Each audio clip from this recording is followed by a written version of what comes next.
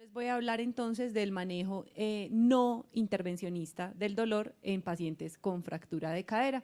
Estos son los conflictos de interés para esta conferencia y vamos a hablar un poco de introducción, cómo evaluamos el dolor en estas pacientes, algunos principios generales y cuáles son las opciones farmacológicas. El dolor es el síntoma cardinal de la fractura de cadera, o sea, generalmente los pacientes llegan a urgencias es por la limitación funcional que produce el dolor. Se dice que está presente hasta en el 85% de los pacientes que consultan por fractura de cadera, o sea, lo vamos a tener. Es el síntoma cardinal y adicionalmente tratar adecuadamente y evaluar el dolor hace parte de los estándares de calidad de digamos, casi todas las instituciones a nivel mundial. Ahí la importancia de hacer pues una evaluación y tratamiento oportuno. ¿Cuál es el problema del dolor en fractura de cadera? Más allá de ser esa sensación poco placentera para el paciente, pues el problema es que el dolor aumenta el riesgo de delirium y tener delirium está asociado con una cantidad de desenlaces adversos como la pobre recuperación funcional. Tener dolor va a hacer que el paciente no se mueva adecuadamente, no tolere la rehabilitación como debe ser y va a aumentar el riesgo de complicaciones relacionadas con la inmovilidad como son la neumonía y las úlceras por presión. Y definitivamente, cuando los pacientes presentan delirium, neumonías asociadas a fractura de cadera, la mortalidad se aumenta. Entonces miren que tratar adecuadamente el dolor nos va a ayudar a prevenir diferentes complicaciones.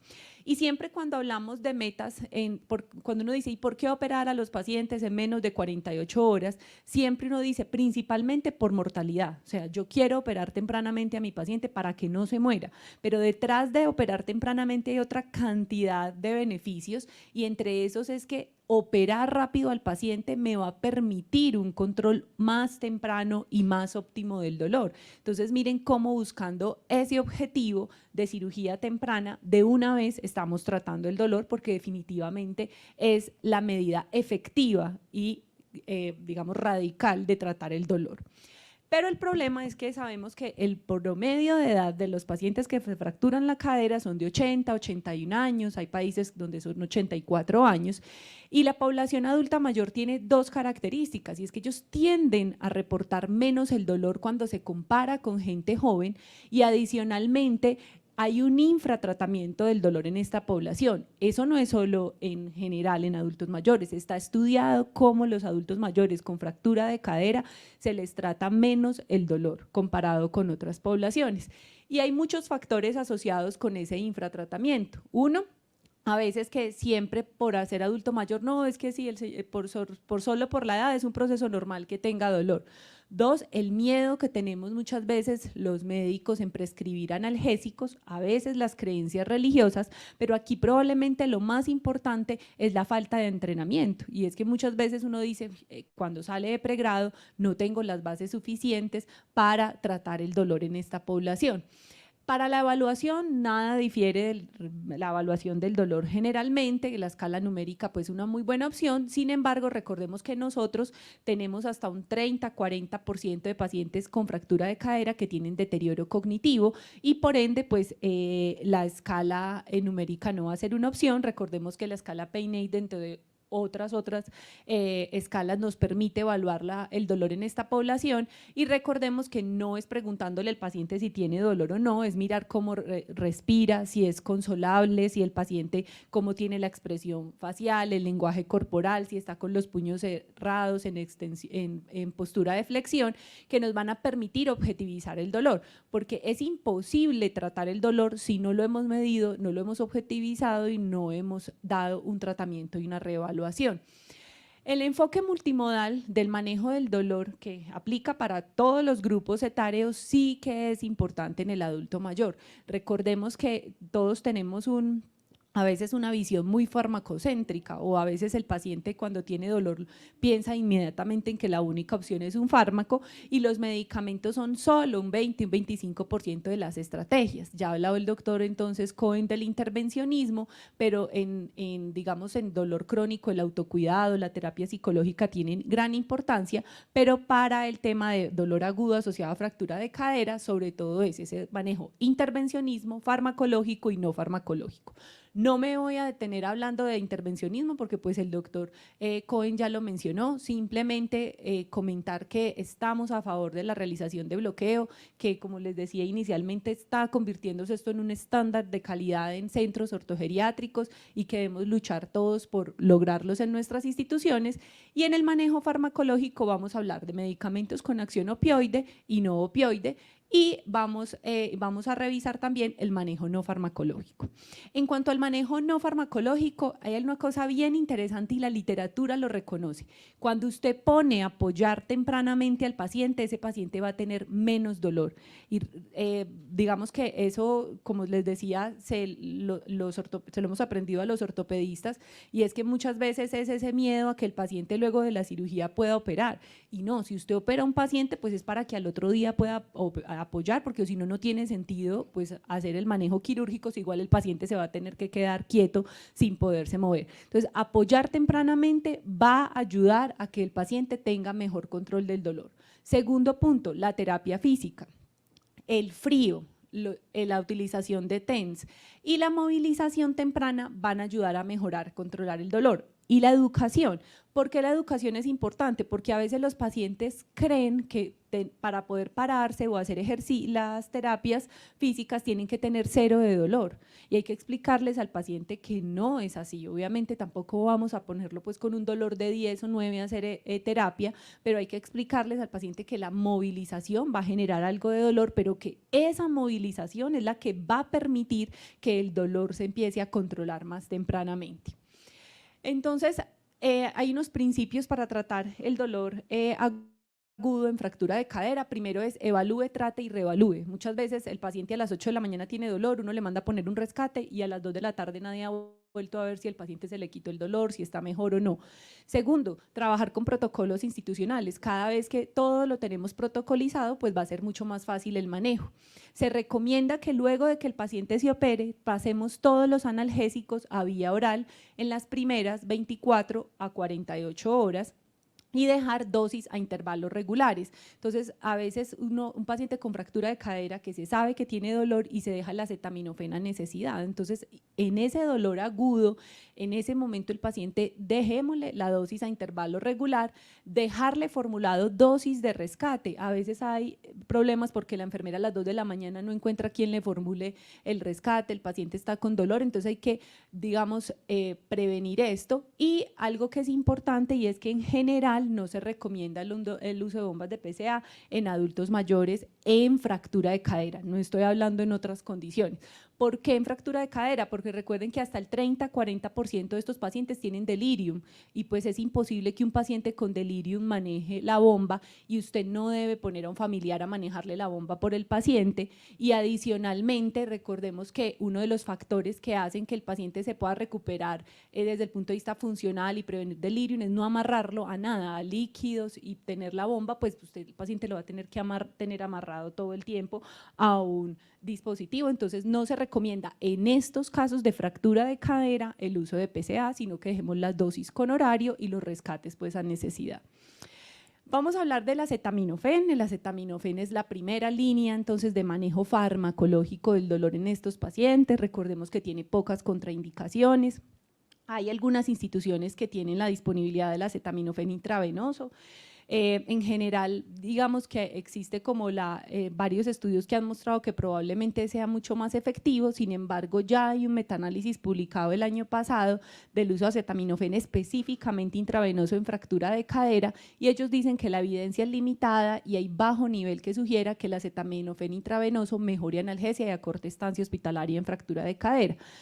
Adicionalmente, recordemos que el acetaminofén venoso es mucho más costoso que el acetaminofén oral, pero habrán pacientes que se beneficien, pacientes que no estén tolerando bien la vía oral, que tengan dificultad en administrárselo por algún motivo en tabletas o que no haya jarabe. Bueno, puede ser digamos, una estrategia efectiva, pero no quiere decir que vayamos a protocolizar en todas nuestras instituciones utilizar acetaminofén venoso de 500 miligramos cada 6 horas o 1 gramo cada 8, no pasando de 3 gramos al día en esta población.